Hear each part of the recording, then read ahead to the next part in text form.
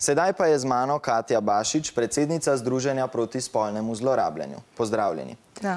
Prej smo omenili otipavanje in pa fotografiranje. Kateri pa so še znaki, po katerih to vrstno nasilje spoznamo? Spolnega nasilja je seveda v različnih oblikah, različne palete, vendar najbolj pomembno je, da se otroci zavedo, da je lahko za njih spolno nasilje vsakakršna oblika dotikanja njihovega telesa, pri katerih jih je sram, pri katerih se ne počutijo prijetno in seveda imajo pravico takšno, kakršnokoli dotikanje ali ravnanje takoj odkloniti. Kaj pa lahko storijo tisti, ki so že bili žrtve, pa niso morda tega še nikomur povedali? Žal, morda niso imeli prilike, morda so prilike na telefonih za pomoč. Kličite lahko na naše združenje, kličete lahko na ton telefon.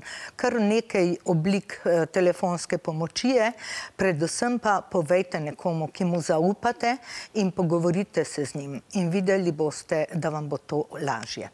Najlepša hvala. Hvala vam. Če imate še kakšna vprašanja, nam pišite in gospa Katja vam bo z veseljem odgovorila. Če pa se vam dogaja kaj podobnega, res ne smete čakati. Anonimno lahko pokličete tudi na spodnjo številko in z vami se bodo prijazno pogovorili.